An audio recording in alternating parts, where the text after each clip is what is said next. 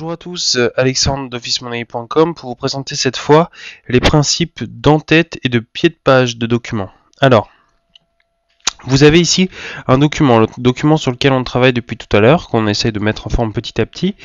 Et vous avez envie par exemple de mettre en bas à droite le numéro de la page, en haut à gauche le titre du document et en bas à gauche par exemple la personne qui l'a rédigé, c'est-à-dire votre nom. Alors ce qu'on va faire, c'est que on va essayer d'introduire une en-tête, c'est-à-dire quelque chose qui va revenir sur toutes les pages de notre document de façon automatique, et un pied de page, donc la même chose, avec éventuellement un numéro de page qui change automatiquement en fonction du numéro de la page du document. Voilà, donc inutile de faire ça à la main, on va faire ça de façon complètement automatique. Alors dans un premier temps, voilà, j'ai mon document ici.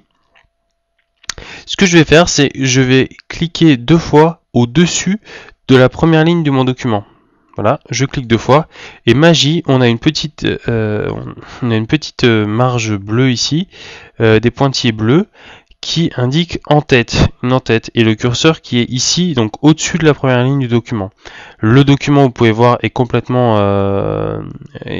grisé, on ne peut absolument pas écrire dessus, mais par contre, on peut écrire sur cette petite partie pratiquement invisible. Voilà. Je vais donc là, ici, écrire par exemple conditions générales de vente. Voilà, avec une petite faute d'orthographe.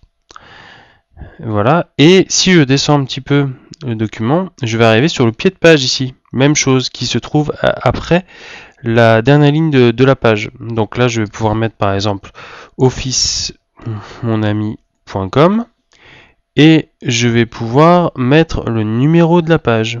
Voilà. Alors, pour mettre ça, c'est très simple. On va cliquer sur ce petit bouton ici, numéro de page. Voilà. Je vais lui dire que en bas de page, je veux mettre le numéro de la page, numéro normal 3, c'est-à-dire en bas à droite. Je clique. Il m'a mis automatiquement le numéro de la page. Voilà. Donc bon, il m'a retiré Office Mon Ami, enfin le Office Mon Ami. Donc je vais le retaper. officemonami.com. Et donc voilà, on a le numéro de la page, on a le nom d'auteur entre guillemets et on a le nom du document ici. Alors pour revenir à un affichage normal, je vais cliquer deux fois sur le texte, sur le contenu de la page. Voilà, et vous pouvez voir que maintenant c'est l'en-tête et le pied de page qui sont grisés.